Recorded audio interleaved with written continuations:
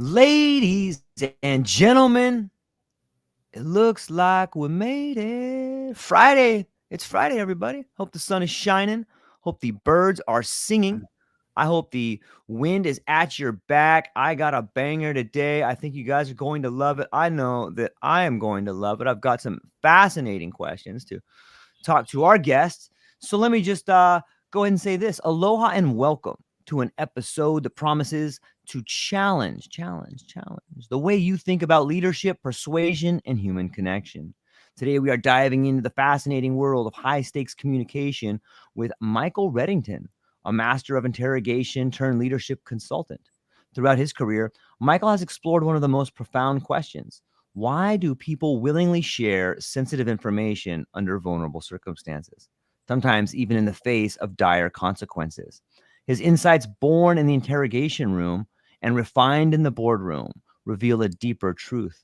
The cognitive processes that lead a suspect to say, I did it, are the same that lead employees to commit to action and prospects to say, I'll buy it. Michael has taken these revelations to create the disciplined learning method, a powerful framework that teaches leaders how to ethically observe and persuade with precision. As the founder of InQuasive Inc., Michael is now on a mission to help businesses, universities, and organizations uncover the critical information they've been missing and turn missed opportunities into concrete commitments. Get ready for a conversation that will reshape how you think about influence, decision-making, and the delicate art of truly listening. Michael, thank you so much for being here today. How are you? I'm doing great. Thank you for having me. Happy Friday. Yeah, it's a beautiful day and it's a beautiful morning, and I feel like we're diving into a beautiful conversation. I gave a little bit of an introduction there, but what is it about persuasion? What is it like? How did you get to be where you are today? I don't think anybody wakes up with a master's degree in influence or wakes up with the ability to thoroughly understand the human relationship. How did you get to be where you are today? A series of happy accidents, to be completely honest. Like you said, it was never the plan. It just sort of worked out this Right? way. So super long story, as short as possible. I've got to give credit to my family for how I was raised and taught to think and those kinds of things, and a lot of just diverse experiences that I had growing up, which allowed me to meet different people from different backgrounds and different situations that started developing curiosity. But my first career was supporting special needs children and adults, so learning how to evaluate communication and connect and help people there, then getting into customer service and all kinds of different industries before accidentally landing my first job in investigations, which literally I told a friend at a bar I needed a part-time job. He's like, come work with me. And then fast forward 25 years or whatever it is later, here we are today. So it was a part-time job that turned into a full-time job, and then they must have been woefully short on qualified managerial candidates. So they asked me, and I stepped in. And that's really when the interview and interrogation piece of my career started. And for me, and I love how you phrased it, for me, I was really astonished with the fact that when approached properly, people would consistently share sensitive information under vulnerable circumstances in the face of consequences. Because we break it down, that's all a confession is. Whether you're asking a kid why they didn't do their homework, or an employee why they're late on a project, or a suspect why they stole $200,000, it's sensitive information under vulnerable circumstances in the face of consequences. So the early success that I had fed that curiosity, that need for the research and the greater understanding, which just led for more threads to pull and more mentors to meet, and culminated at one point more of a plateau with earning the certified forensic interviewer designation, which then kicked open a whole new set of doors where I got to work for the interrogation training and advising company and travel the world teaching and using the techniques. And then that's where I started spending time with the executives who helped me realize, wait a minute, man, what you're doing over there can really help me over here, which led to publishing the disciplined listening method and where I am now. So like I said, man, happy accidents. I love it. It's such an interesting story of language and curiosity. You had mentioned that in the book and in the introduction, we mentioned that you were fascinated why somebody would do that. Like, can you run us through that? Like, did a bell or a whistle go off? Like when you get a confession, like, were you thinking like, why did he do that? Like, why is that fascinating to you? Yeah, there were times, because early in my career, like in the earliest part of my career, most of the time I had evidence. But as my career progressed, I almost never had it. And then I got to a place where people were only calling my teammates and I when they had multiple suspects, no evidence, everyone had already been interrogated, nobody confessed. That was a couple months ago. It's time for you to come in. So yeah, there were plenty of times where I'm walking out of a building going, I can't believe he told me that. Like, and it honestly comes down to, I don't want to oversimplify it because there's nuance and layers, everything, right? Of course. But in many ways, people will tell us the truth when they believe the truth is already known or will imminently be known, like one or the other. They will also, there's three factors. So the first is the truth either is known or will imminently be known. The second is the person asking the questions is credible. And the third is, and this is the most important in my experience by a long shot, they have the chance to save face. You talked about dire consequences in the intro. Yeah. The single biggest consequence that will stop most people from sharing sensitive information under vulnerable circumstances in the face of consequences is embarrassment. But we overlook that in nearly all contexts, in nearly all situations. So if we can connect with people in a way where we're building rapport, we're respecting their dignity, we're embracing the universality of the human experience, we're allowing them to save face. If while we're doing that, we're establishing our credibility, not by bragging or boasting or forcing or bragging or threatening or making false promises, but by just illustrating through our conversation our credibility and overlapping on that, allowing people to convince themselves that the truth is already known or will already be known. Now the information that they'll share is significant, because we're chipping away at that vulnerability and we're helping them make their own decision, rationalize, justify their own decision to be open and honest with us. And I kid you not when I say that exact philosophy is the strategy behind my conversations with my young son, negotiations that I have in my business and personal life, and investigative interviews. It's the same across the board. In your opinion, what is the difference between persuasion and influence? You're asking a bald man to split hairs. I love it. Yeah. So to me, my honest, in a lot of ways, I don't think that there is one. But if we wanted to parse the terms, influence, especially in today's worlds, we are influenced by things that we connect with around us.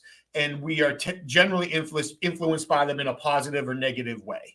So I see somebody who I identify with doing something of interest to me. Okay, that's probably going to influence me in that direction. I'm seeing somebody who I don't really identify with, but doing something that could be important to me, then maybe that something influences me.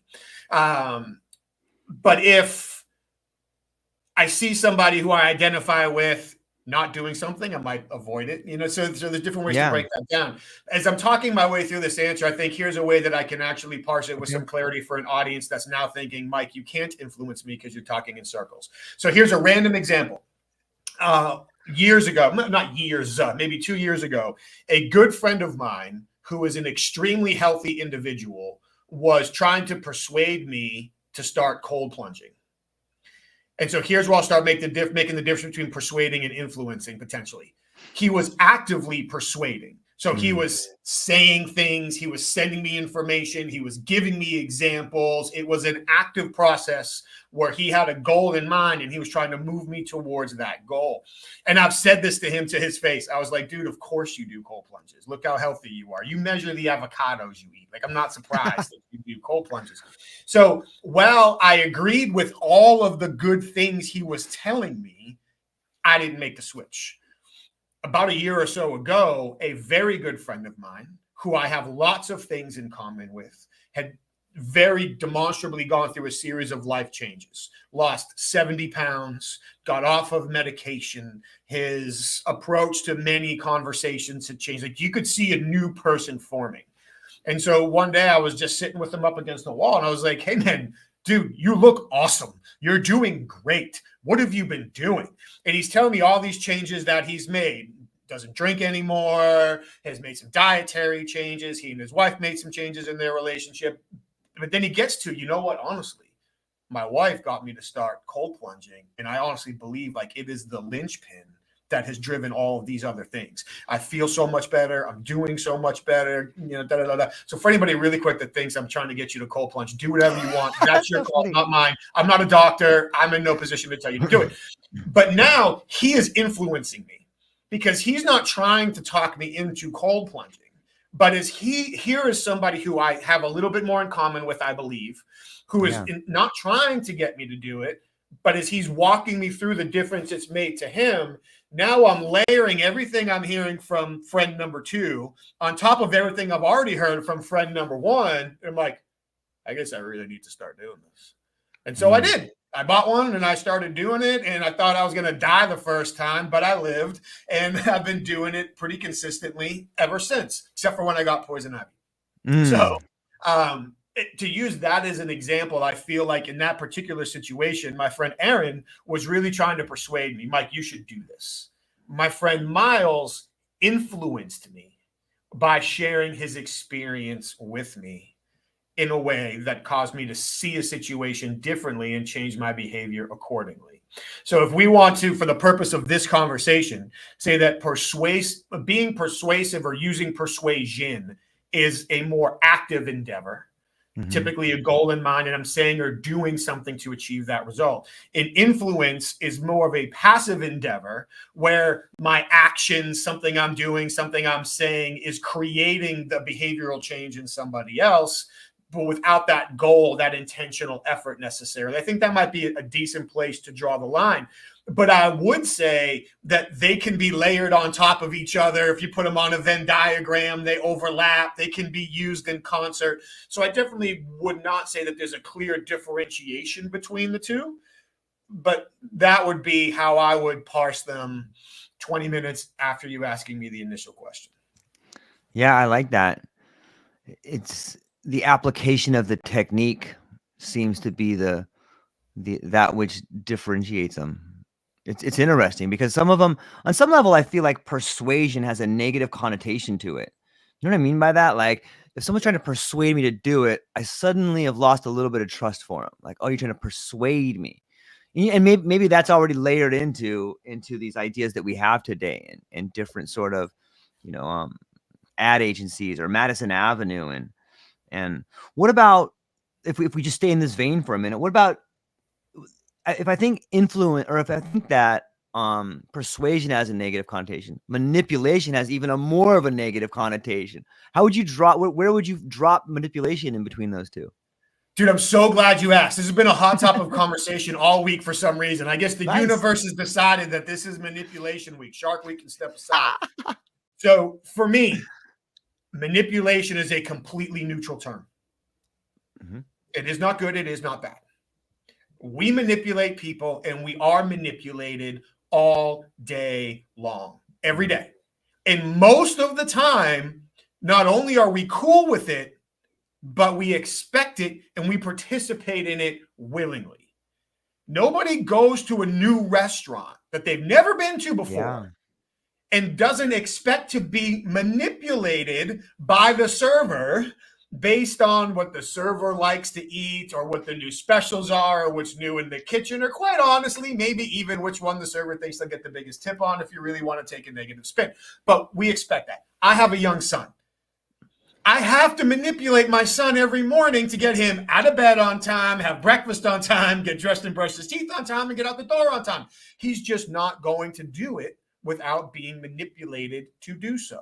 So we could go on in a matter of minutes. We could come up with hundreds of examples on how human beings manipulate each other all day, every day. And it's ethical, it's acceptable, we participate in it. For one man's opinion, the difference in positive or negative manipulation comes down to intentions and methods. So are my intentions ethical? Are my intentions moral? Are the outcomes I'm trying to achieve positive? Well, then if that's the case, manipulation is not a bad thing. If my doctor is trying to manipulate me to take my cholesterol medicine so I'm healthier and I live longer, he's doing the right thing. Now, where it takes a left turn towards the bad or the unethical is now, are my desired outcomes good for me and bad for you? Am I using unethical techniques? Am I lying to you? Am I making false promises? Am I threatening? Am I disingenuous? Am I using like a foot in the door technique where what you're doing today isn't so bad, but I'm setting you up for something worse sometime down the road? So, yeah, I think when we look at manipulation, it can come down to, it does, not that it can't, it does. It comes down to intentions and techniques. And without getting political, I will not get political. I have a very young son. He's in elementary school. As a parent, what a time it's been talking to my son about political commercials. Because pick Republican, Democrat, I don't care, right? Pick a candidate. This time of year, you see one commercial that takes a quote and paints them in a bad light. Then the very next commercial takes a similar quote and paints them in a good light. And so with an extremely inquisitive young son who I want to foster that sense of curiosity in, when he starts asking me, why does that commercial say person A is bad? And why does that commercial say person A is good? Well, the people who created those commercials are manipulating us to try to take action in a way that supports their preferred outcomes. So what that requires us to do is more research, more due diligence, more fact gathering, blah, blah, blah, blah, blah, to make what we believe is the best decision based on our value system. Try having that conversation with an elementary school student. But so we experience it every day, and it comes down to intentions and outcomes and techniques. Yeah, it's really well said. A good read besides another good read with your book and another book other people should read is Propaganda by Edward Bernays. And like the first chapter, like the first paragraph in that book is something, I'm paraphrasing, but it's something along the lines of, the minds of men are made up by other men whom they will probably never, ever see or meet. And if you don't make up your own mind, there's lots of people paid lots of money to make up your mind for you. And once you pull back that curtain a little bit, you know, everybody's own curiosity is a curtain you can pull back and begin to look at the machinery of how things work on some level. And it's so fascinating. You're right. I have my daughter's she's in elementary school as well. And we have up that chart of like logical fallacies. You know what I mean? Like the one that goes up to like straw man argument and ad hominems, all this stuff on there. And when something like that kind of commercial comes on, we'll be like, okay, what happened here? You know, this is a false choice. You know, I'll often tell her, like, you can have anything you want for dinner. Do you want orange carrots or purple carrots? And she'll just look at me and be like, Dad, I know what you're doing. But it's such an incredible time we live in to be aware of the language and the words that you use in order to paint pictures, not only in your own mind, but in their mind. So I was kind of bird walking. And when you think about these techniques, persuasion, manipulation, or just fact gathering, in your personal opinion, how have you had to change your inner dialogue in order to navigate the world you live in? That's another great question. So for me, it all comes back to outcome orientation. Okay. And it's something that I honestly learned in interview and interrogation, because in that world, there were times, not every time, but there were times where I had to sit down across from somebody who, like, I viscerally disagreed with what they did or what they said. Like, it gets an emotional reaction going. So if I allow that emotional response to dictate what I say or do next, this is going to end bad for everybody. So I've got to step back in that situation and understand that I am an independent fact gatherer, that my role in this situation is to gather the truth in as much detail as possible so that people who make the final decisions, who adjudicate the situation one way or the other, can make the best decision. So by focusing on the outcome, I can compartmentalize my emotions and I can create new alternatives to show people empathy and understanding just from one human being to another. Not that it's okay what they did, but that human beings find themselves in difficult situations and make difficult choices. And sometimes they'd like to have those choices back. Like, we can share that type of empathy with people in order to create that. So now moving forward, really for me, it starts with that outcome orientation, because if I can really stay focused on what I'm trying to achieve, then I can make better decisions underneath that. So to go back to my family, and I'll promise I'll use some other examples as well. That's perfect. For me, my goal for my wife and I is to have a happy, healthy, loving, supportive relationship for the rest of our lives.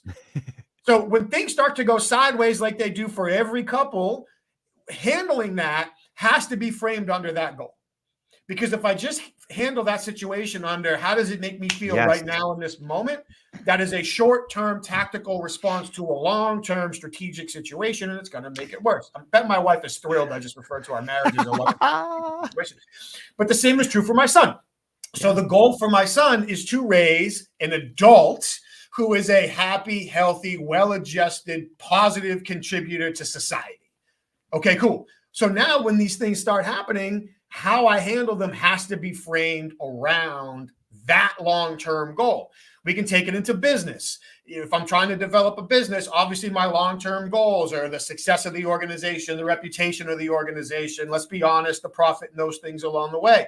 And now if I've got people working for me, those relationship goals probably shouldn't be too very dissimilar from my son, right? I'm trying to develop these employees and make them the best people they are, the best contributors they are.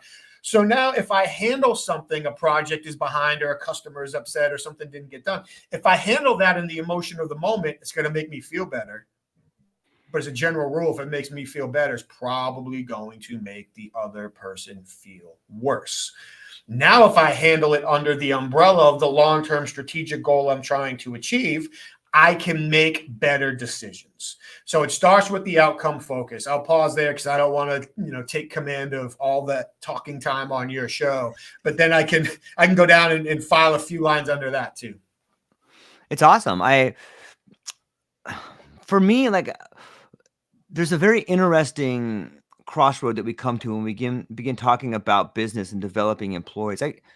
Most people work for, maybe not most people, I work for a Fortune 500 company, and I got to see some incredible cognitive dissonance taking place that took an incredible role. It took a devastating punch to the people that were subjected to it, like life altering, like lose your families. And let me explain what it is. And I would love to get your opinion on this. So of course, on a piece of paper, a CEO or a board of directors wants to develop all their employees. But the truth seems to be, or something that is true enough seems to be, that productivity is the holy grail of profit.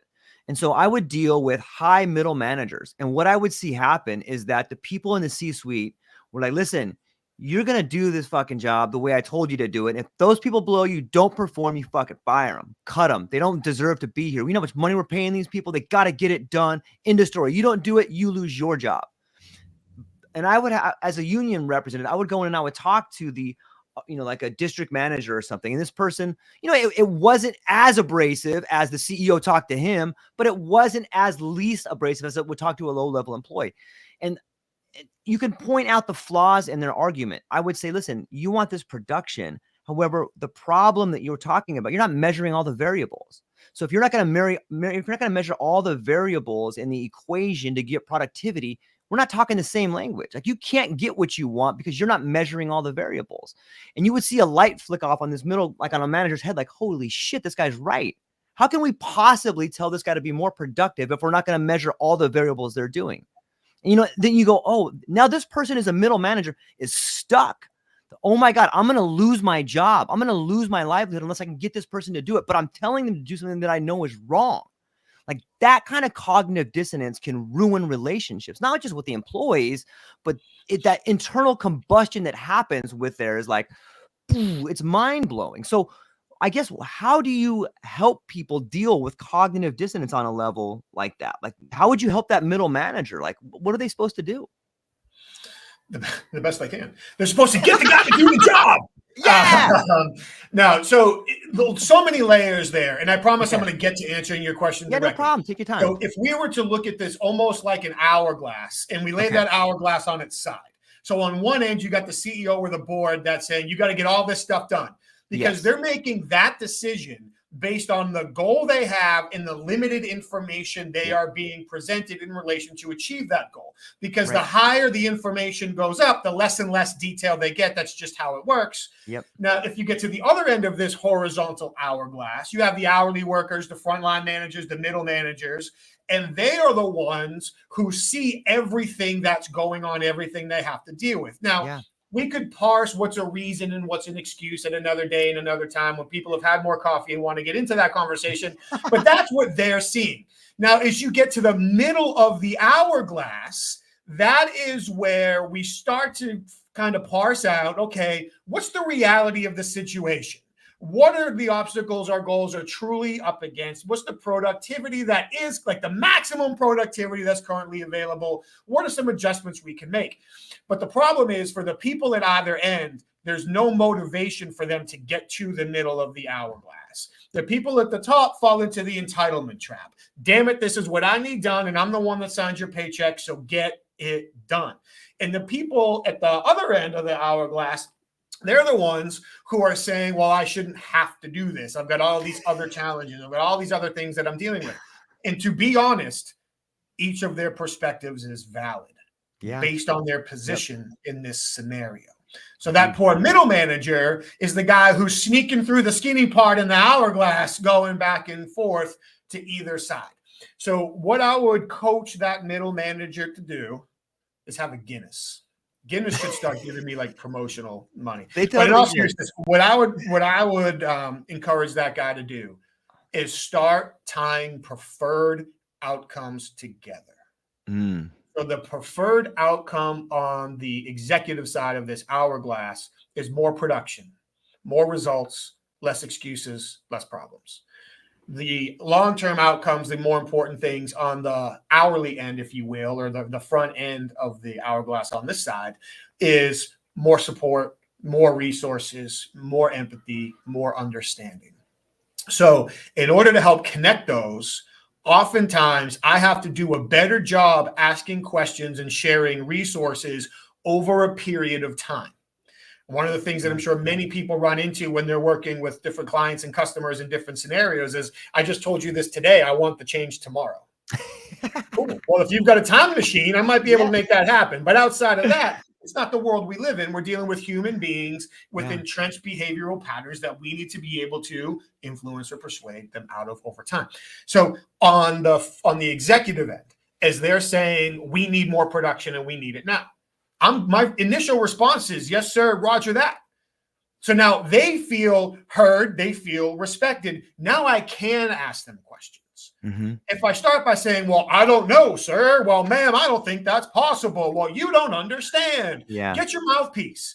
Because now they're going to come back as hard as they can to prove to you why they're at the top and you're underneath them. And when they say jump, you say how high and jump even higher.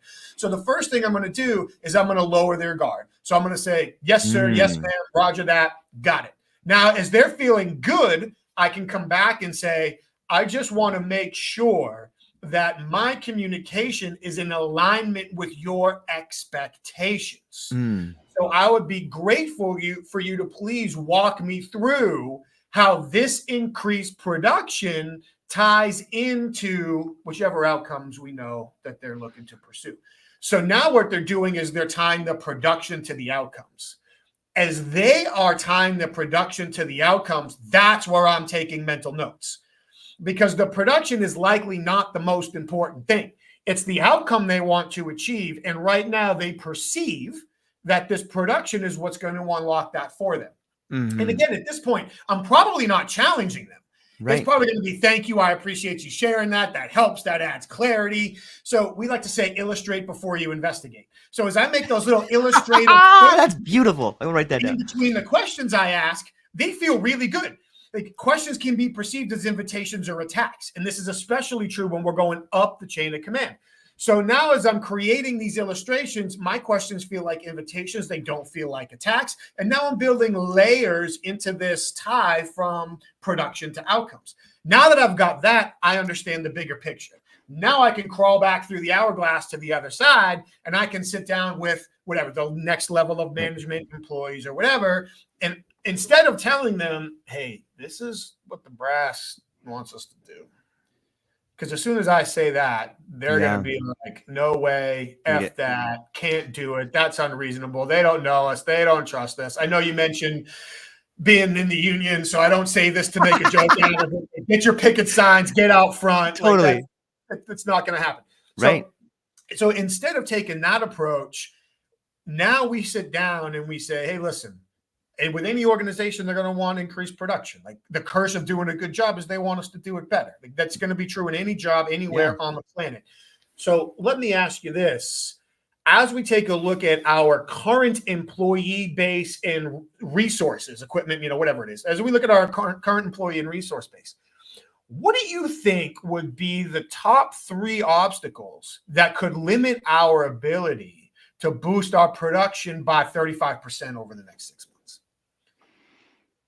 And now as they come back and say, well, I mean, come on, half our machines are broken down and we've got 3 open positions and 2 new hires and Sally's already overworked, Johnny's smoking 2 packs a day now, whatever it is. But as they're walking through this, again, now I'm earning the right to ask more questions. Thank you very much for sharing that. I really appreciate it. For somebody who's not here every day, there's no way for me to know this without people telling me. So I'm curious, how long has that machine been broken down? What's the current ETA on the parts? Is that because the machine is obsolete and so there's only so many places in America and we're waiting for some guy in Iowa to ship that part to us? So now I can start asking these questions, and now in my own mind I'm the one bridging the hourglass, because I know that people are at one end, the executives are naturally going to value production. I know the people at the other end are naturally going to prioritize obstruction, because that's just how it works at either end of the hourglass. So now I can tie the process to the outcome on the executive side with the process to overcome obstruction on the bottom side. And now I can start creating new alternatives in the middle for how can I coach the people beneath or underneath me on the org chart. Beneath me sounds like a really terrible way to say that. Below me on the org chart, I can start working for ways to motivate, reinforce, appreciate them to help them overcome at least some of the challenges that they're facing. And then I can go back and re-educate the executives where necessary on the process to achieve the outcome, as opposed to telling the people on one end, suck it up and get it done, and the people on the other end, it can't happen, you're unreasonable. Because both of those things are going to cause just more fires. And the last thing I'll say to wrap up this answer 25 minutes later is, for the guy in the middle, the first thing I'm going to do is acknowledge that he or she is stuck in the middle. So one of my favorite things to do when I run programs for groups of middle managers is I'll kind of make a joke about it in the beginning, and I'll say, how's it feel to be besieged from all sides? And they'll start laughing and they'll start talking. You've got the executives, you've got the employees, you've got the customers, you've got the vendors, you've got all these people, and you are stuck in the middle and you've got nowhere to go. And so we'll go through that. And that is how we build rapport and we get their guard down. And then we can start working through these other opportunities. So even acknowledging that, I think can be important. Like just kind of making a joke. Oh, this is kind of a sucky position to be stuck in, huh? Yeah, it is. All right, well, let's work through it together. We're not going to change it, so let's work through it together. Even those kinds of things can help open that middle manager's mind to implementing these types of processes to create the outcomes in the long run. Man, that's a beautiful answer. And I think that anybody in my audience I think I'm coming up on 40,000, if there's, and I know there are, to all my friends that work at UPS, you should all buy Michael's book right now, today. Go down, buy it, and then reach out to him and have him come into the building and start talking to you guys. That was a masterclass in communication that is meaningful. And I think that meaningful communication is the antidote to everybody living a life with a little bit more meaning to it. It's not that simple, I get it, but my heart goes out to some of the middle managers that are stuck, and stuck between money and meaning. You know what I mean? Like if you're making 250 or something, like that's pretty good, man. How do you walk away from that on some level? But you see your life deteriorating. Like I saw families being ruined. But getting back to it, I love the the hourglass analogy. I've never heard that before. And getting stuck in the middle, it's powerful, man. Beautiful imagery there. Thank you for doing that. Do you see conversations when you were speaking about the conversation? I almost see it like a martial art. In some way you're watching for telegraphs, in some ways you're coming with a jab, in some ways you're throwing a front kick, because you know that person's going to retaliate with a left hook or something like that.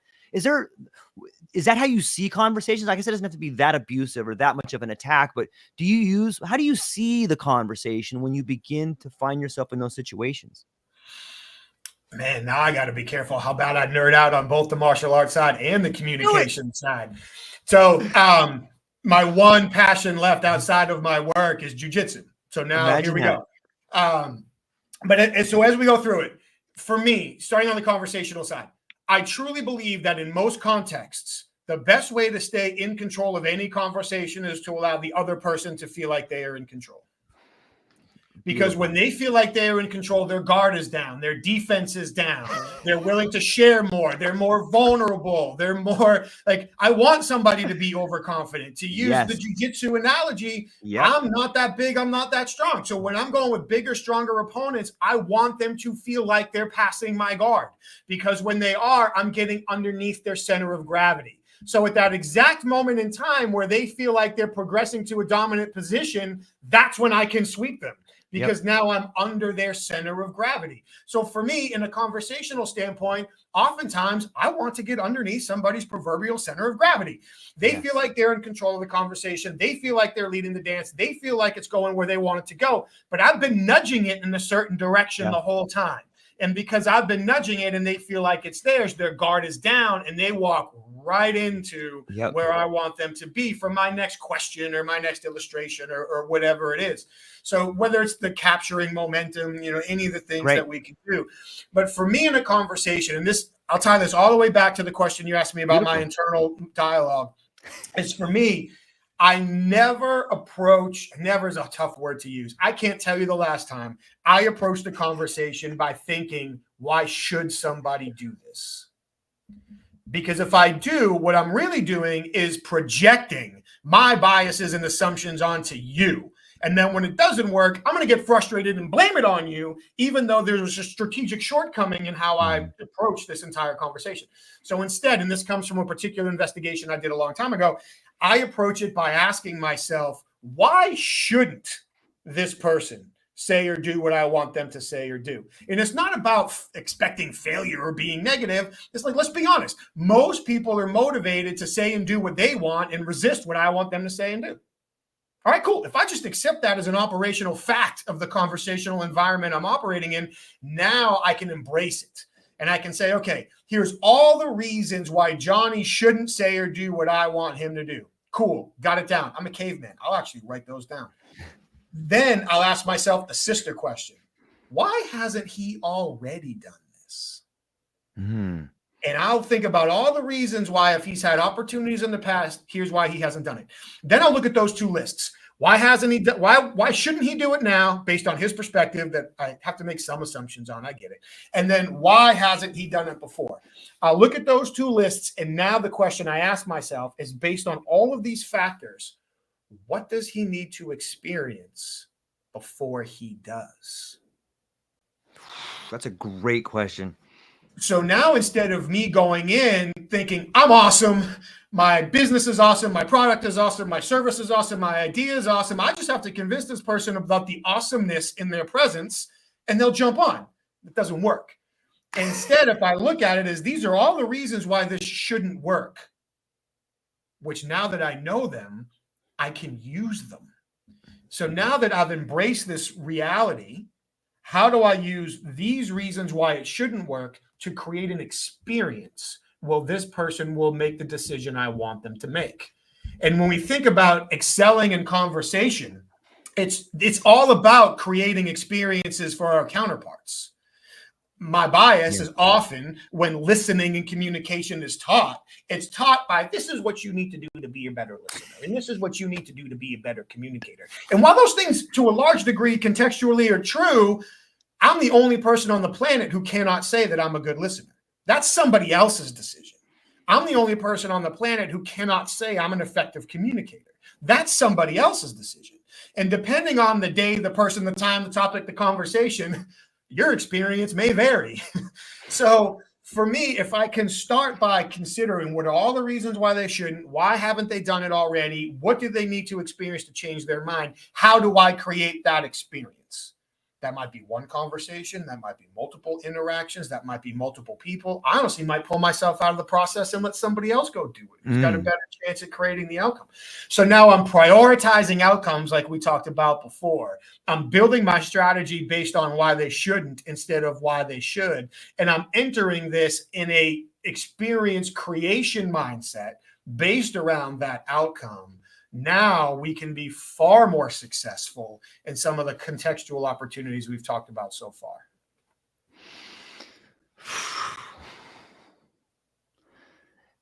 You have been doing this for a long time. Like it's amazing to me how you can hold all of these particular strategies and know them so well in and out. And that only comes from experience. The only way you could recite this stuff and teach it so well is from a long life of experience. Like that's impressive, man. Like I can't help but see the paralinguistics. I can't help but see the movement of the body, the tone, the cadence, the word choice. Very careful with your words, but everything, man.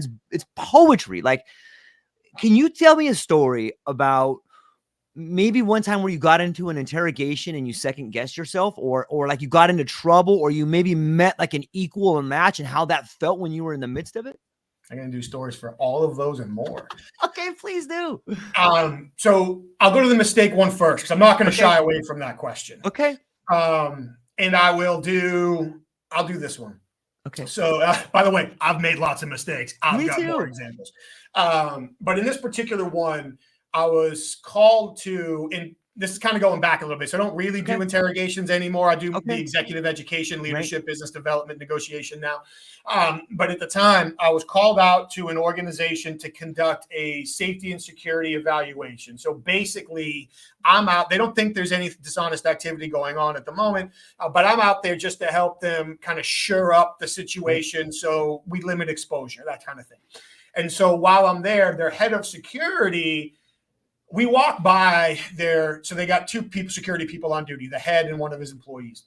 These are armed security, by the way. Okay. And so I'm walking with the head. We walk by the other one, and the head of security just he honestly makes like a disgusted face. And I'm like, okay, well, there's cracks in that relationship. Totally.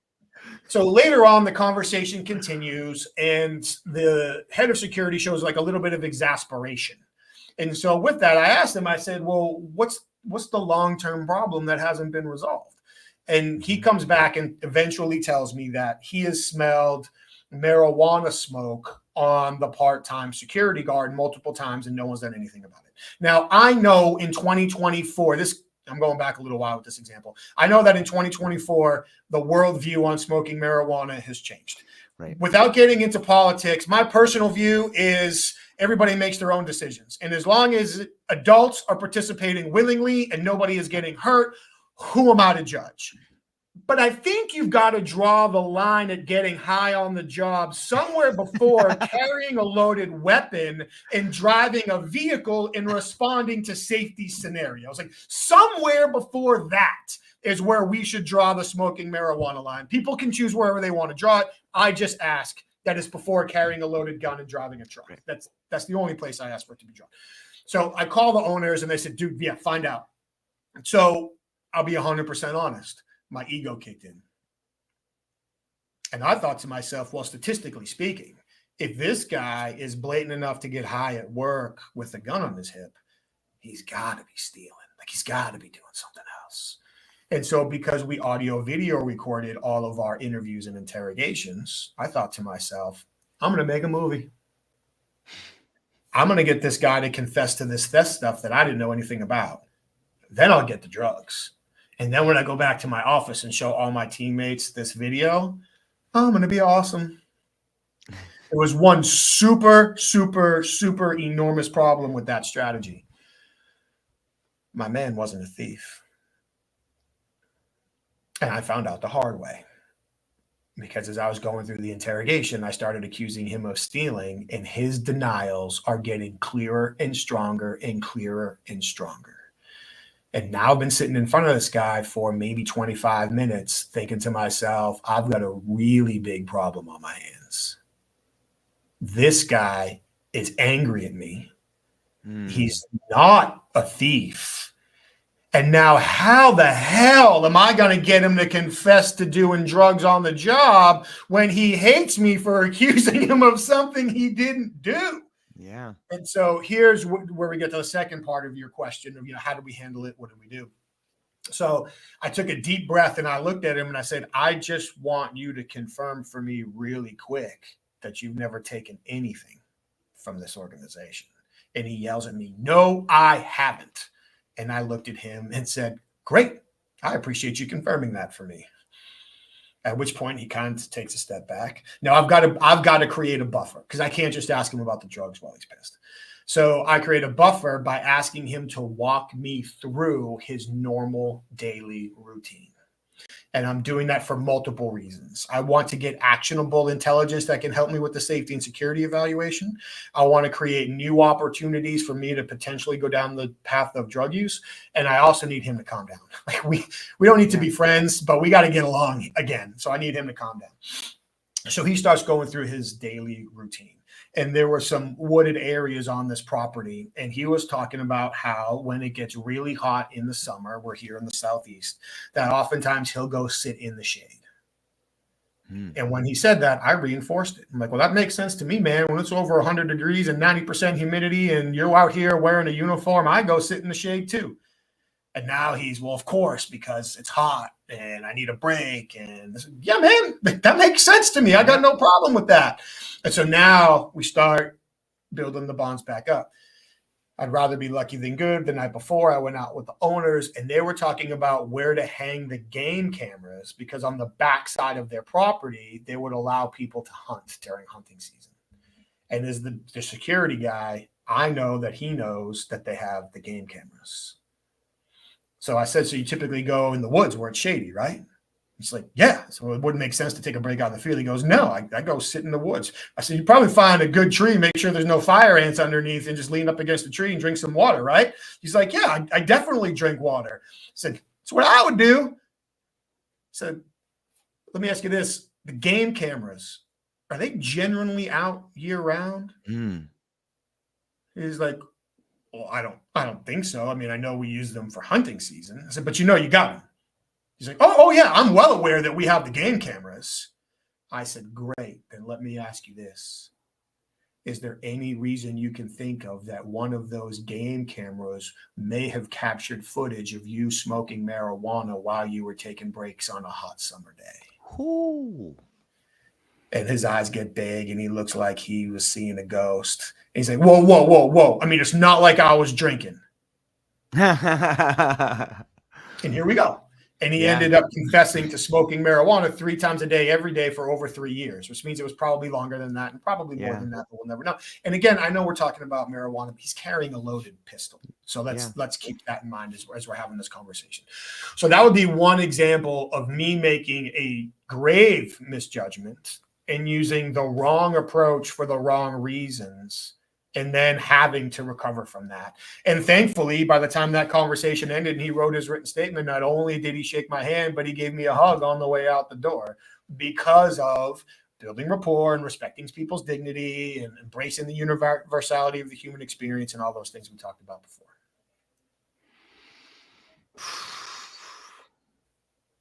Man, the idea of building rapport, and isn't it interesting that sometimes in those crucial conversations, you may be the only person that the person you're talking to is actually listening. You know what I mean? It sounds to me like you were the only guy that had listened to that guy in a long time, man. And he was like, hey, thanks for fucking listening. I shouldn't cuss. Thank you for listening. You're not offending me, man. Okay, good. Okay. But it's interesting to me to see how these heightened states of awareness become a release, and they release this tension and they build something between us. Even if we're at odds, we still had a moment. Like, sometimes you get in a fight with somebody, that person can become your best friend. It almost sounds to me like that's what these conversations are doing in some sort of strange way. You're 100% right. And when I mentioned that the why shouldn't they decision-making framework, that came from a case that I worked where 2 guns had been stolen. 8 weeks prior to me getting involved. And the suspects had already been interviewed by federal agents and local law enforcement and hadn't confessed. I come in 8 weeks after, get a full written confession, both guns recovered. The employee also gave me the name, address, phone number, and turn-by-turn directions on how to get to the house of the guy he sold the second gun to. So by the end of the day, both guns are recovered and both guys are in jail. And I built that entire strategy off of the framework we discussed earlier. Right. It was the first time I thought that way, and obviously based on that success, I've adapted it, but continue to use it ever since in all high impact conversations. But in that scenario, I'm 100% convinced that outside of using a different technique, the number one reason why he told me the truth and he didn't tell the other people the truth is I was the only one who cared to listen. And not like just cared to listen because that's what it takes to get the truth, but cared to listen because I'm talking to another human being. And I would, from my experience, I would bet all my money that over 90% of the people I ever interrogated would have made a different decision in a different set of circumstances. That doesn't absolve them of accountability. That doesn't absolve them of responsibility. I'm not saying that they shouldn't have consequences. None of that. But just acknowledging that as a human being, we play the hand we're dealt and we don't always make the best available play. So if I can just keep in mind that I'm more than likely talking to a good or at least a decent human being that made a regrettable decision that they wouldn't have made if they perceived the context of the situation to be different, now I can engage with them as another human being and I can care enough to do so. And taking that mindset into all of these conversations that we have. Is it an employee? Is it a manager? Is it an executive? Is it an investor? Is it a teacher at your son's school? Is it your daughter's softball coach? Is it the person you're buying a car from, negotiating an insurance deal with? I don't care what it is. Earlier this week when I was in Chicago and I needed to get an unnecessary fee taken off my bill before I checked out, I could have gone I'm the upset valuable customer route and watched them tell me to pound sand. Yeah. But instead, I used all of the principles we're talking about today and then gladly took it off my bill with no metaphorical shots fired. Yes, Mr. Reddington, we'll take care of that for you. So taking that approach often is the key that creates the results we need. Sometimes people are like a victim of their own success. And you had mentioned in that previous conversation that like your ego got in the way. I could imagine that being sought after on some terms and having people come and say, Michael, listen, man, we got these guys. This is what's happened. And we need you to go in there and investigate them. Like, how do you center yourself and how do you hold yourself accountable for achieving a rightful outcome? Like, you know, you went in there and you said, listen, this guy's probably guilty. I saw his face. I saw all these little signs that were pointing to this. This is it. Like, I would imagine that once you get momentum and once you get the desired results that you want of winning, that sometimes that can be detrimental because you start losing the ability to come to the purpose of an outcome, which is to solve a problem. Sometimes you want that desired outcome. How do you mitigate that? Great question. And there's a couple pieces I want to tie into it. It's all about problem solving. Okay. And one of the things that I learned along the way is you can't solve a problem that's not on the table. And so if I need somebody to put the problem on the table, I need to help them save face and protect their self-image to put the problem on the table so we can now solve it collaboratively. I just lost the ability to speak English, as opposed to me dictating the solution to them. So using that as the springboard to work backwards. I'm grateful that from the very outset of my interrogation career, I had mentors, I had bosses, I had people around me who emphasized the truth is the only thing that matters. Whether they're guilty or not doesn't matter. Whether they did it or not doesn't matter. What they did or didn't do doesn't matter. The truth is what matters. And can you define that real fast in this case? I'm sorry to interrupt you, but can you define truth in this example? Yeah, what really happened.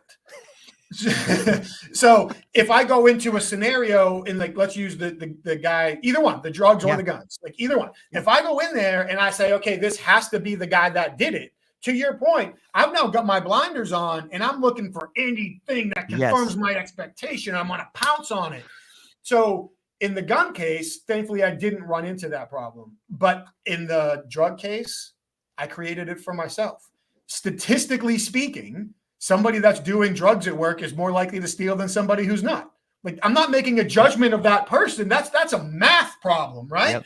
So I said, okay, well, if that's the case, it's probably easier for somebody to admit to stealing than doing drugs just based on societal expectations. So I'm going to go for the theft first, what I don't know, instead of the drugs, which I can be more reasonably confident on. And I didn't waste your time going through the details that the first guy had shared with me and why I felt confident. Like, it wasn't just, hey, I think homeboy over there is doing drugs. Like, there was more to the story than that.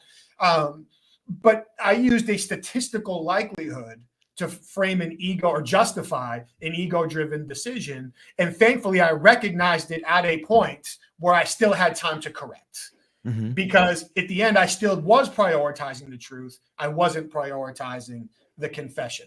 So even if we bring that over to a business context, how many times do we convince ourselves of somebody else's intentions when we have no real data to back that up? Yep. How many times do we convince ourselves before a conversation that this person is going to be rude, they're going to be disrespectful, they're going to be resistant, or equally as unproductive, they're just going to be a pushover and they're going to do whatever I want. And then the opposite happens. But we don't recognize it because we've already convinced ourselves of what's going to happen. And now this becomes a self-fulfilling prophecy. And then, by the way, as this conversation falls apart, we blame it on the other person. Because how could I have possibly created the problem that I'm dealing with now? I mean, I'm too smart. I never would have let that happen. So I think for me personally, I can thank great mentors. Yeah. I can thank a life of mistakes that I've survived and learned from that keep me humble. I can also thank a wonderful support system with my family and friends, which I ever developed a string of arrogance, they would beat the shit out of me for it. So I love it. Just not an option. And that's literally true. Right. Like, if I went back to my brother or some of my friends and started acting like I was cool, like, there would be a fight. There'd be a physical altercation. That's the quality of our friendship. So all of those things help me create a humble base, along with just accepting the fact that people are more motivated to withhold information than they are to share information. And there's always things that I don't know. Always. Yeah. And it's always and never are words that are really difficult to use. In fact, most of the time I say, if you're listening to somebody teach you something and they say always or never, that's a great time to stop listening. But there are always things that I don't know. I feel very confident saying that. So if I can keep those things in mind and prioritize the truth, now I can enter into conversations. Is this a scenario where I need to work with the CEO to change how they operate, where I need to work with the customer to create an engagement, where I need to get the truth from somebody involved with my son, sports, school, whatever? It doesn't make a difference what it is. If I have a clear outcome in mind and I walk the middle path, I'm not trying, like, I know what my outcome is, but let's think about it. I got to navigate New York City, right? I'm in Lower Manhattan. I'm not in Manhattan now, but for the purpose of illustration, most people have seen a map of Manhattan at some point in their life. So I got to get from Lower Manhattan to Uptown. Well, there's only about 1,000 alternatives for how I can do that. Am I going to take the train? Which series of trains? Am I going to take a cab? Am I going to take an Uber? Am I going to walk? Am I going to get a scooter? If I got to get over Roosevelt Island, am I going to take the tram? Like, there's all kinds of things that I can do, right? So if we're going to make this analogy a conversation, if I decide that I'm just going to walk up Fifth Avenue the whole way, well, if that's my decision, then as I'm presented with better alternatives, I'm not going to acknowledge them because I've already made up my mind. But now if I go in and say, well, I'm just going to take whatever the fastest route is. Now, as roadblocks and train delays, and maybe even which side of the street the sun is on and how hungry I am, as all of these things change, I can choose the best route to get from point A to point B. So now if I take that to a conversation, if I go in and say, I'm going to get the CEO to do X, and here's exactly how I'm going to do it. I'm going to get this customer to do Y, and here's exactly how I'm going to do it. I'm going to get my son's teacher to tell me Z, and here's exactly how I'm going to do it. I'm going to get this guy to confess, and here's exactly how I'm going to do it. It might work, but if it does, that's going to be more of an accidental success than my actual strategy working with me. Blind squirrels, broken clocks. If I do something wrong enough times, eventually it's going to work. Instead, what I want to do is I want to go in and engage with somebody and let them choose the path of travel. I know where I want to go. I know I have all these ways to get there. Do you want me to take the train? Which one? Do you want me to walk? Which streets? Do you want me to get a ride? Which service? You want me to take the east side? You want me to take the west side? Like, so now we can do all of these things. Unique circumstances. Okay, I'll take a ferry. Like all of these different options that are available to us. So if I prioritize the outcome, and then I prioritize the communication experience that I'm creating for the people who I need to partner with to achieve this outcome, now I'm letting them dictate the path of travel. So now if I'm traveling down the route you want me to in this metaphor that I'm probably beating to death, you're more likely to lower your guard, be an open participant, share the information I need to help you achieve the final outcome.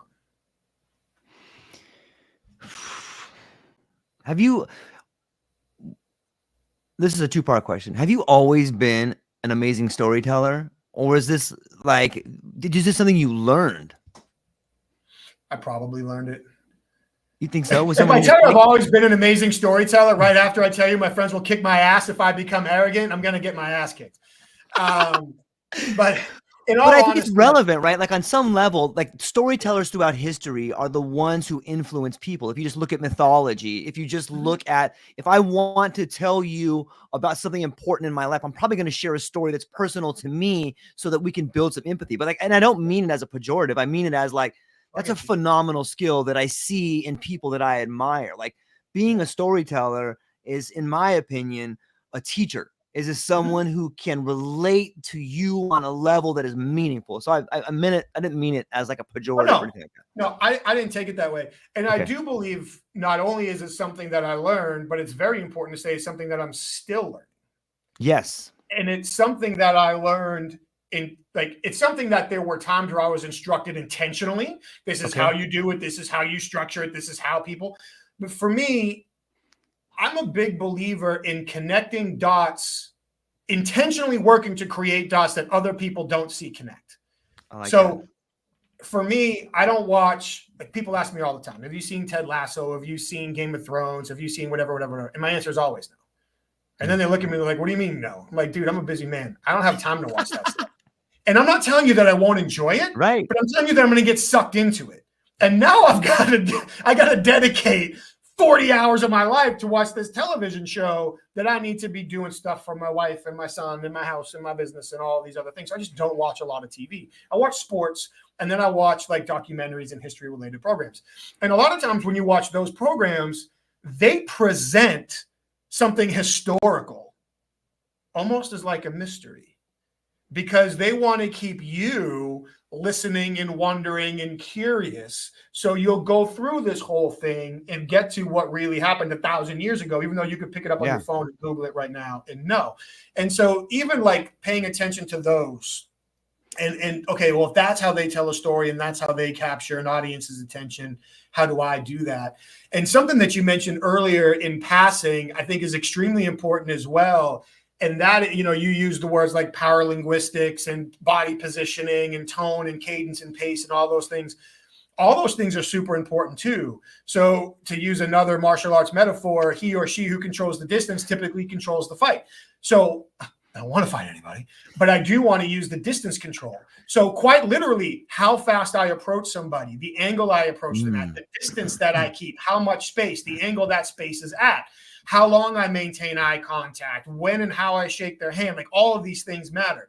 When I speak louder, softer, faster, slower, pause, like all of these things, they matter in how somebody else interprets the message. And I want to be as intentional as I can. I'll take fortuitous anytime I can, but I'd like to be intentional as I can about everything I say and do should work towards helping me achieve a goal. Because if I keep that interrogation mindset, I'm trying to achieve goals that statistically I have no business achieving. So if I just keep that in mind, then every little thing I say and do matters to help create the opportunity to achieve these goals along the way. So I think it's learned, it is learning, and is continuing to embrace the fact that there are always people out there who are better, who are more successful, who do it differently, who do it more appropriately. And if I keep my eyes open to learning in all contexts, I can pick up little things that will help me in whatever context I'm in now. I want to say one thing because I forgot it twice already, and then I'll shut up, I promise. For me, anytime somebody comes to me and says, Mike, how do I get person X to do action Y? Like, how do I get someone to say or do something? I will answer them, but I'm going to ask 3 questions first. What's your goal? Who do you have to achieve it with? And what is the context of the situation? Once I know your goal, the people you have to achieve it with, and the context of the situation, now we can go into the toolbox and we can start pulling out the right combination of tools that will give us the best opportunity to be successful. But if I'm just go, oh, you want to get a human being to talk about B topic, do this. There's a small percentage of time that's going to work. So we've got to separate the process from the results as we prepare, and then also as we reflect, because there's plenty of times we just got lucky. And if I repeat a bad process, I'm going to get bad results. There's also plenty of times we do everything right, and based on a variable outside of our control, we didn't get our desired outcome. So I don't want to go away from a good process based on a variable that was one time out of my control. So if I can get to goal, people, context, now we can start building the best system to get us where we need to go. It's brilliant. You know, you mentioned in the beginning of our conversation that you had worked with children with special needs. And it seems to me if you spend time with people who may not communicate in the most verbal way or in the way society has taught us to communicate, you can learn a lot of really valuable skills on meaningful conversation and intention and frustration and honesty. Can you talk about how maybe that shaped your ability to be a good communicator? Yeah, and I probably don't even fully understand it. I mean, and don't get me wrong, I thought that's what my first career was going to be. And my first job was a 7th and 8th grade special education assistant and baseball coach. And that was it. Cool. I'm going to coach baseball and work with special needs kids. It's what I wanted to do. Here we are. It's not how it ended up. But yes, in that role, to your point, I think tying it into what I do now, having no idea that one brick was going to lead to a foundation that someday a career house was going to be put on top of, it forced me to understand that we're all different. We all communicate different. There's no, every time somebody looks one way or another, they're not lying. Every time they touch their nose, it might itch. Like, let's be honest here, right? But even getting beneath that as individuals, we all express ourselves differently. And as individuals, we all express ourselves differently depending on the context of the situation at that moment. So it really forced me to pay attention to small details and small nuances and build behavioral patterns and look for when that pattern is being followed or broken. And it caused me to find ways to show empathy with people when words just won't do. Like, there is no way to say you understand. There is no way for you to say you know what that feels like. So how do you show empathy, and how do you connect with people, and how do you build trust with people over time who their whole life has told them there's not another trustworthy person on the planet? And so, yes, those lessons unintentionally set the foundation for what my career has become. But in no way, shape, or form do I want that to come across as like intentional or like that was a stop on the journey. To be good at what I am now, I had to do this first. Like, no, that's what I was dedicated to, and that's what meant the most to me. And then just some other opportunities came up, and I bounced around a little bit, and I ended up where I am. But that recognition or that observation on your behalf is spot on. Sometimes I feel like it's like this weird paradox with language. Like, it's such an amazing tool for us to be able to have meaningful communication. But I feel like on some level, we're just beginning to learn how to communicate. Like, so many people, myself included, like, we talk past each other, and especially sometimes with people you love. Like, you got to, hey, what's your wife's favorite color, man? Hey, what's your, like you start thinking in real, if you're just honest with yourself and you start thinking about like, how well do I know the 10 closest people to me? Do I really know them? And if I don't know them, what kind of conversations have I been having with them? Isn't it a weird concept? That's the idea of language. Like, it's so powerful, but it's also so limiting in so many ways. Yeah, and the idea of taking this down like an at the risk, not idea, at the risk of taking this down like an esoteric path that nobody needs to go down. In a lot of ways, I think there are a curious and intentional subset of people who are unlearning how to communicate first. Because to quote Yoda, you must unlearn what you have learned. But when you think about the people that taught us to communicate, it's going to vary slightly for all of us, but our parents, our teachers, our coaches, our professors, if you were heavily involved in church, maybe your church leaders. If you were in Boy Scouts, maybe or Girl Scouts, maybe your Boy Scout or Girl Scout leaders. Depending on how much fun you had growing up, there could be a police officer or two in the mix. But these are the people who taught us how to communicate. And for many of them, if not all of them, they taught us to communicate with a parental communication style. Do what I say because. Why did you do this? Why didn't you do that? What's wrong with you? And I'm not saying it was all negative. For many of us, hopefully, we got lots of support and affirmation in there as well. But when we're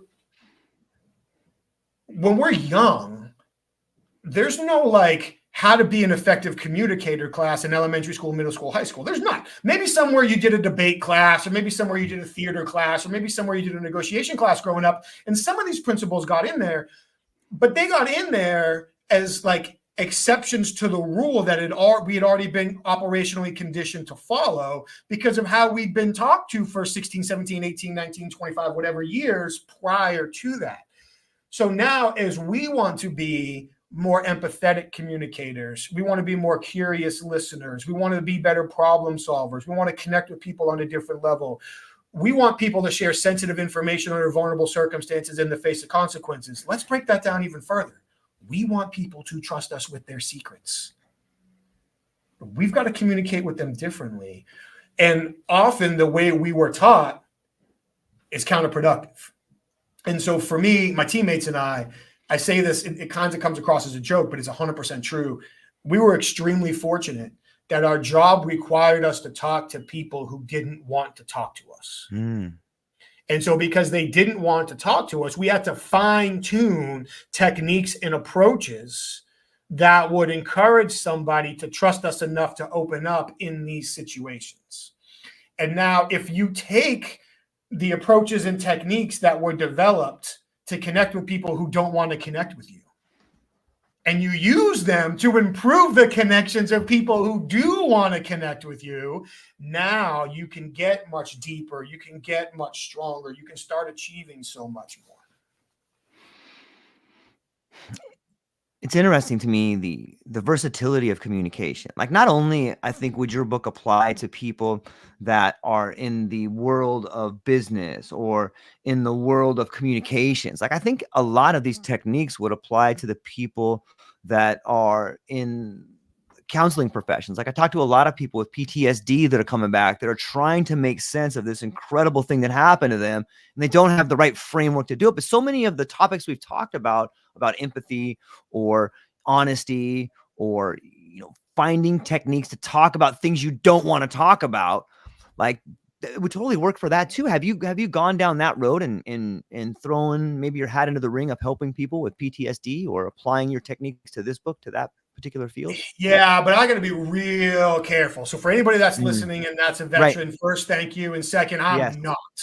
And so one of the most dangerous things I think we can say to another human being is, I understand. Because most of the time we don't, at least not to the level we're portraying.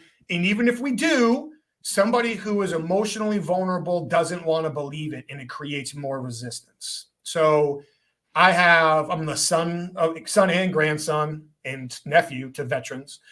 Some of my closest friends are veterans, and several have opened up to me, 4 in particular, have opened up to me about experiences that they had in combat and how it impacts them now.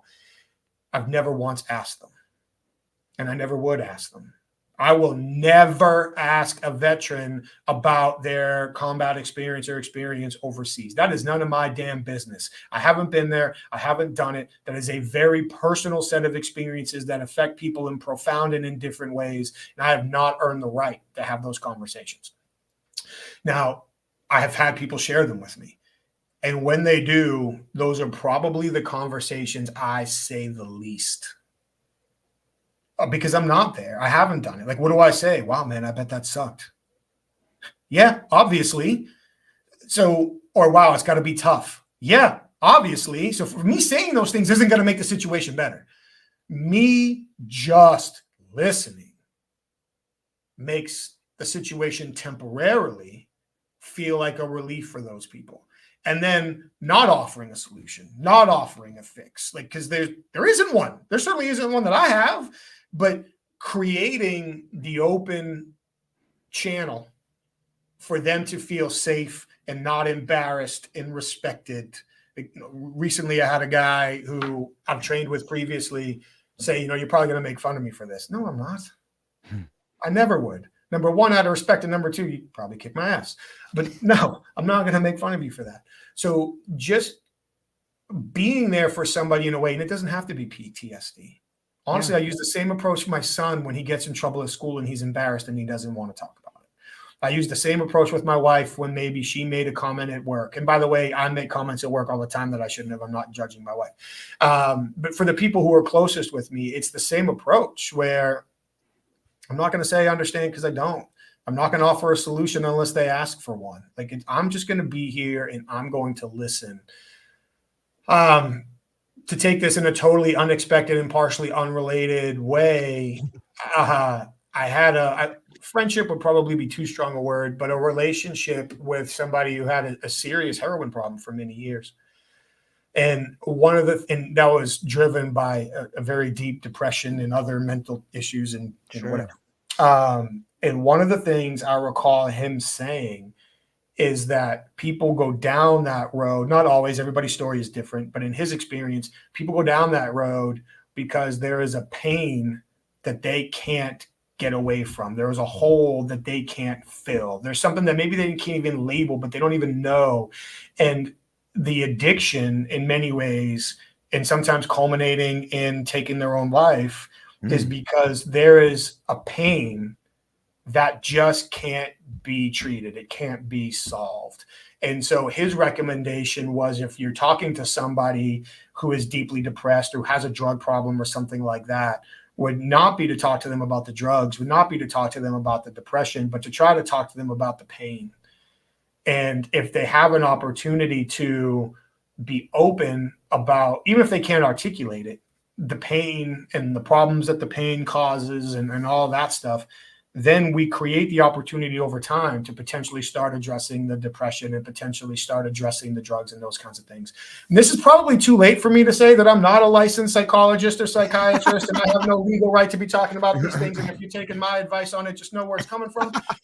But so for me, that's another example of a random conversation that happened in a bar in Boston, Massachusetts, however many years ago now, that I apply to these conversations where it's not my job, nor is it my right to try to understand somebody's pain, but it is my responsibility to acknowledge that. And and to create a trusting environment where somebody chooses to want to talk about it, and then continuing to reaffirm that trust through my lack of judgment to allow those conversations to take place, because those conversations can be, and to some degree, therapy in and of themselves. Well, that's well said. Thanks for sharing that. I'm always curious. It seems like so much of crucial conversations or learning or lived experience come from traumatic events, whether it's being in an interrogation room or being schooled by an authoritarian figure when you're young, or the divorce of a parent or the death of a child. It's so interesting to me to see the source of some of these behaviors on some level. And I guess my next question is, and the culmination of this book, like, it sounds to me like there's so many incredible lived experiences that happen. Were there some people, maybe you could talk a little bit about some of the people that you looked up to? Like who do you read? Like before you wrote your book, you probably read other books that you liked, or you probably listened to lectures, or you've had mentors that you've looked up to. Who are the mentors and who are the people you look up to that you find interesting and you research and want to find out more about them, and why? Yeah, well, the first one you're not going to be able to read more about, but it started with my dad. He never wrote a book. Nice. But just him teaching me how to think and how to stay curious and how to be situationally aware and how to work through different things. So he kind of grew up a city kid and then he's a Vietnam veteran, and then worked his way up from a loading dock to being a national enterprise level sales representative, making multi-million-dollar deals in the tech space in the 80s and 90s. So learning from him is where it really all started, and that credit has to be given. But then from there, some of my early mentors in my interview and interrogation life, Adam Ostrowski being one, who really kind of turned me into this direction. Again, he's just not just somebody I worked for. Sorry, Adam, but he doesn't have a book. But then really when I got into the interrogation company, so that's Wicklander, Zalowski and Associates, the organization that I worked with. And I would consider everybody that I worked with there both a friend and a mentor. And by the way, Wicklander, Zalowski does have a textbook and you can take their classes. And my buddy Dave Thompson does have a podcast. So you can listen to all that and you can look them up and learn more from them. But from their extensive experience in interview and interrogation, which really comes down to building trust and establishing relationships in unlikely circumstances. So it really started getting turbocharged there. But now to finally answer your question the way I believe you wanted it answered when you first asked it, Robert Cialdini. For people who haven't read his work on persuasion, start now. His name is spelled Cialdini. Robert Cialdini. Influence. I'm forgetting the name of his first book, The Psychology of Influence, to his most recent book, Persuasion and everything in between. I think George Kohlreiser is a criminally under-recognized leadership resource here in the United States. Am I allowed to mention my podcast on your show? I don't want to be disrespectful. Are you kidding me? Of course, man. Please do. So I had him on mine, and again, through a very lucky set of circumstances and mutual relationships. But his book, Hostage at the Table, and his other book, Care to Dare, are two of the best books I've ever read. And I'll go down swinging against anybody who says there's a better leadership book than Care to Dare. But here's a guy who started out as I'm going to say psychologist, but it might be psychiatrist. I always get confused, whatever. He was brought in to help police negotiations, not as like a SWAT team negotiator, but as a mediator. And in 4 situations, traded himself with the hostage. And then all 4 times walked out with the hostage taker, like walked out. Just nobody got harmed. Like, why don't you just hold me as the hostage instead, and we'll walk out of here holding hands. Like, I trivialize it for humor, but right. So when I interviewed him for the podcast, he, as we were talking, he was talking about intervening in a domestic hostage situation where he was able to talk the hostage taker into swapping him out for the woman, and the hostage taker put a big pair of steel scissors to his neck. And I asked him, I said, how did you stay calm in that situation? And he said to me, it was simple. I chose to focus on the goal, not the weapon. And to this day, that's top 5 most powerful things anybody has ever said to me. Because think about that as a metaphor, right? We use words as weapons. We use behavior as weapons. We use all these things as weapons. So if I can focus on the goal, not the weapon, imagine how much more successful I can be. So read George Kohlreiser, damn it. So you got Robert Cialdini, you got George Kohlreiser. Those 2 rise to the top. Robin Dreek, a former FBI spy recruiter, is somebody that I've been able to build a relationship with. He's got several books. He's got a new book coming out. Nice. I'm forgetting the name of it already. He's going to kill me. Forging Alliances. There's a word in there in between forging and alliances. But his book, The Code of Trust, is phenomenal on how he built trust and recruited people to work for our nation, as well as getting people to confess who were working against our nation.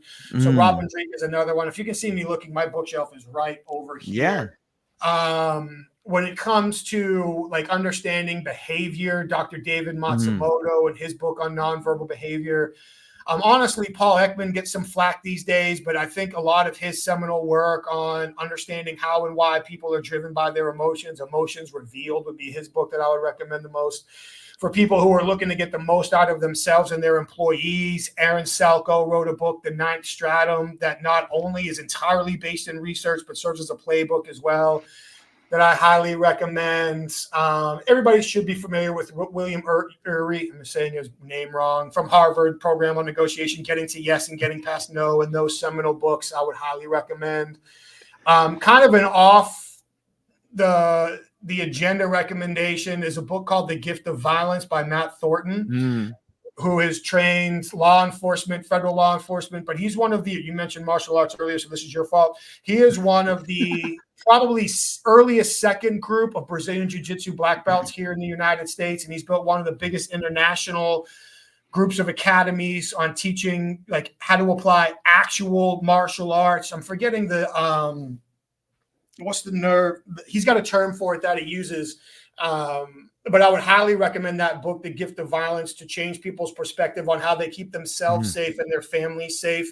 And that's not just physically safe, of course, but psychologically safe. So that's another book that I would highly recommend. I could keep going, but that's probably a good enough list to get started for now. It's an excellent list. I have a. Are you okay on time? Because I have a few more questions, but you've been really generous with your time already, so I just wanted to make sure.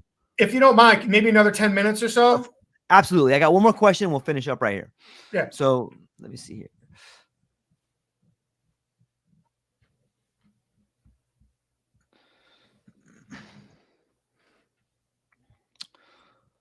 I guess my last question will be on the idea of virtual presence versus the felt presence of the other. You know what I mean by that? Like when you're in a room with somebody, you have a lot more access to information, be it pheromones or just be it the felt presence of the other. And you are an incredible podcaster, an author. So can you talk a little bit about some of the pluses and minuses about virtual communication that seems to be a big part of what's going on today versus being in the room with somebody? Yeah. Focus on what you do have, not what you don't have. Okay, I'll go deeper. But seriously, when it comes to the virtual conversations, it starts similar to what you just said. Well, if I was there with somebody, I'd have all of these things. And now I don't, so I only have this amount of things. Yeah, so you should be more successful.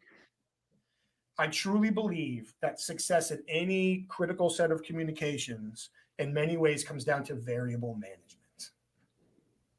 So now if you are in a room together, I got to manage spacing. I got to manage my nonverbal communication. I got to, all of these things on my half that I got to manage. Now for you, I've got to evaluate the totality of your verbal behavior, the nonverbal behavior. I'm going to be aware of all the contextual impacts that are going on. I got to be in tune to how I'm causing your behavior to change. I'm juggling 1,000 chainsaws. You and I are talking virtually right now. I have no idea what's going on around you. You have no idea what's going on around me, which means that I have to render nearly all of my nonverbal evaluations useless because with certainty, I cannot tie the trigger to the response. So if I watch you look up and look away, is that because I just said something that offended you or made you curious or caused you to think of another question? Or is that because somebody just walked through your room or a truck went by and caused a shadow? I got ADHD, squirrel. Like, I don't know. So for me, I'm going to focus on what I do have. And I'll give 2 examples. It's the same client. Earlier this year, the same CEO client that I've been working with, I had a conversation with him in his home office. And I kept seeing him look up and look up and look up. Well, he happened to have, he was in his home office and the office door was cracked. Well, his television was mounted on the wall and I could see a shadow moving in the television. So now I know he's not reacting to me. He's reacting to somebody else. Same guy, 2 months later, he's on a business trip in Vegas and he's talking to me from his suite. He's sitting in the kitchenette and there's a black refrigerator behind him. He keeps looking up. I see a shadow moving in the refrigerator. So now I know for a fact it has nothing to do with me. He's got his wife on the road with him. So often we don't get that. You know, you and I are sitting in front of opaque walls. Like there's no reflection. Like we're not getting anything out of that. So for me, I just have to assume that, you know what, with a high degree of certainty, I can't tell you why your nonverbal behavior is changing. So I'm going to largely disqualify it. Sometimes some things happen that are so obvious, I got it. So now I've got a greater control of my context. I can choose what my background is. I can choose what notes or reminders or things, ability to write that I have in front of me. So I can control I can control all the variables on my side. So now I'm freeing up my cognitive resources to focus more on you. And there are fewer things I have to focus on. So now I'm going to be more in tune to your verbal delivery, pauses, tone, volume, word choice, all of these things. I'm going to be more in tune to that. And now I can do a better job with some of my verbal, like pauses, volume, all the same thing. Maybe depending on the situation, I can take a step back. Maybe if I really want to make a point, I can lean in. So I can still use all the same spatial things, and you're going to react the same way. I just leaned in and you scooted back. Like we can rely on we can create those same things virtually. But now when it comes to my evaluation, I'm evaluating a smaller subset of variables with a higher availability or larger availability of cognitive resources, which means I should be more successful at it. So to me, I think there's some very real advantages as long as we focus on what we do have, not what we don't have. It's a great answer. Thank you very much for all your time today. I took you way past the hour. And to everybody within the sound of my voice, go down to the show notes. Check out Michael's book, check out his podcast. But before I let you go, can you please be so kind as to tell people the resources where they can find you, the name of the podcast, the book, the website, what you got coming up, what you're excited about? I appreciate you asking me. Thank you very much. So the podcast is I See What You're Saying, the Disciplined Listening Podcast.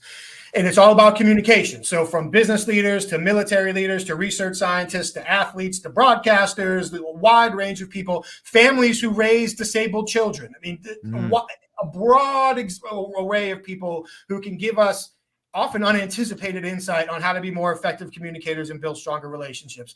It's on YouTube, Spotify, Apple, and Amazon. You can find it there. The book is The Disciplined Listening Method: How a Certified Forensic Interviewer Unlocks Hidden Value in Every Conversation. That's at Barnes & Noble and Amazon, so you can get it there. If you're with an organization, I won't repeat the one that you mentioned earlier, but thanks for the shout out. I appreciate it. If you're an organization who's interested in the types of programs that our clients ask us to facilitate for their senior leaders, negotiators, business development, HR teams, that's over at InQuasive.com, InQuasive. If you're interested in more content from me, articles, interviews, those kinds of things, that's at MichaelReddington.com. You can also find the podcast and you can sample chapters and learn more about the book at disciplinedlistening.com. So I appreciate you giving me the chance for all of that. Social media, really the only social media I'm on is LinkedIn, Michael Reddington, CFI. My email and stuff will be in the show notes, mreddington@inquasive.com. Reach out. I'd be happy to talk to anybody who would like to learn more. I love it. Hang on briefly afterwards, but to everybody within the sound of my voice, check out Michael. That's all we got for today, ladies and gentlemen. I hope you have a beautiful day and a beautiful weekend. Aloha.